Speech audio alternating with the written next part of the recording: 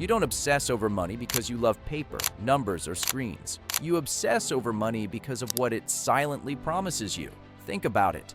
The moment money enters the picture, your posture changes, your voice changes, your options change. Conversations end faster, doors open quicker, fear lowers its volume. And here's the uncomfortable truth most people never say out loud. Money doesn't just buy things, it buys relief. Relief from stress, from uncertainty, from depending on the wrong people at the wrong time. That's why money is emotional, deeply emotional. And if you've ever wondered why thinking about money can energize you, calm you, or even consume you, it's not because you're greedy. It's because your brain is wired to treat money as survival.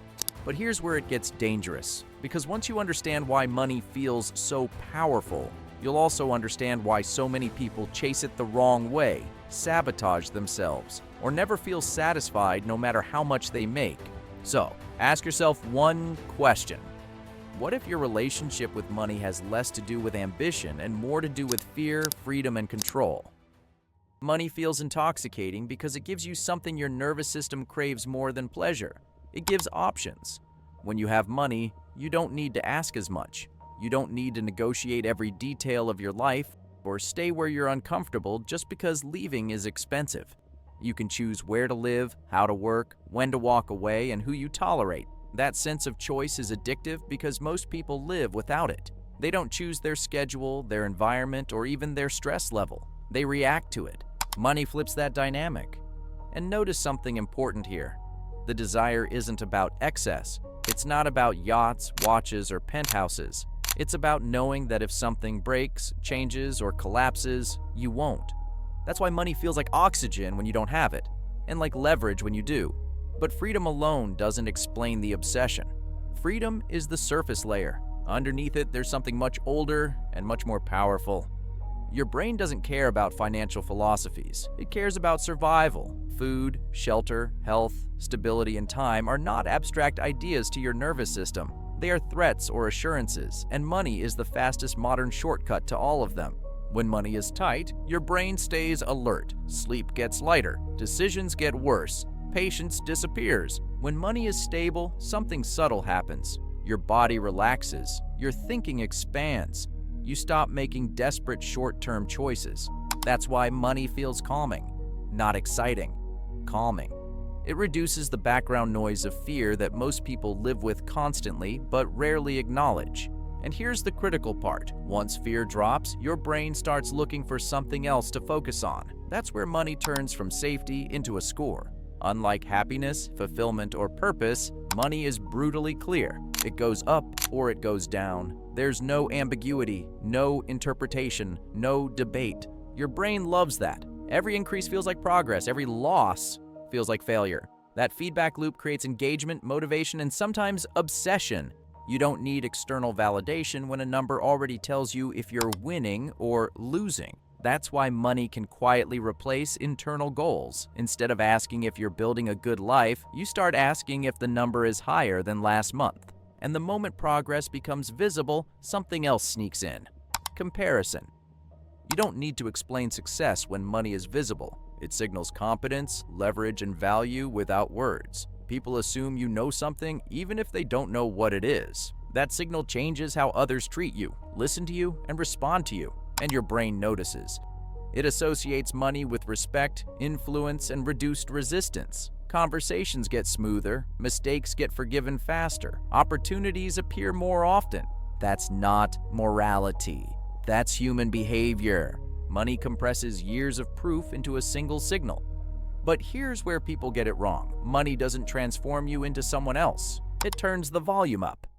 If you're disciplined, money makes you more disciplined. If you're reckless, money makes you faster at self-destruction. That's why money scares people as much as it attracts them.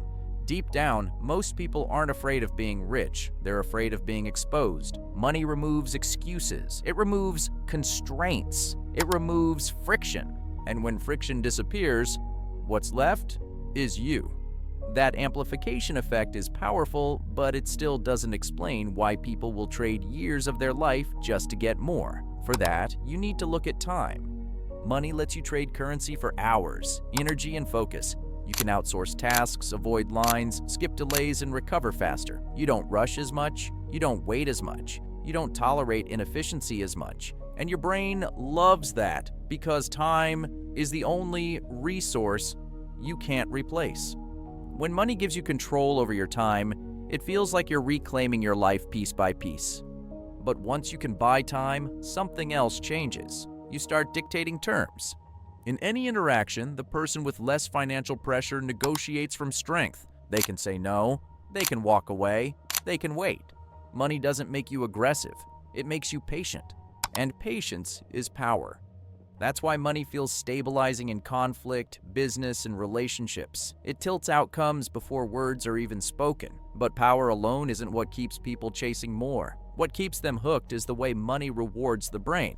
The most addictive rewards are unpredictable. That's why games, gambling, and investing feel similar at a neurological level. You don't know when the win is coming, how big it will be, or what it will unlock next. Every increase triggers dopamine. Every near miss keeps you engaged. Money becomes less about what you can do with it and more about how it makes you feel when it moves. That's dangerous because the brain adapts quickly. What felt like success last year becomes baseline this year, which brings us to the trap. There is no enough number built into money. There's always a higher level, a safer buffer, a better position. And because money solves real problems, your brain keeps justifying the chase. More safety, more freedom, more time, more control. But if you never define what money is for, it quietly becomes the goal itself. That's when people feel empty despite having more than they ever imagined. Not because money failed, but because it was never meant to be the destination. Money is passionate because it removes pressure from the human experience. It reduces fear, expands choice, buys time, and shifts power. That's real. That's valid. That's why it matters. But the moment you stop asking what money is supposed to support, it starts controlling you instead of serving you. The goal isn't to stop caring about money. The goal is to understand why you care. Because once you do, you stop chasing numbers blindly and start using money intentionally. And that's the difference between being driven by money and being free because of it.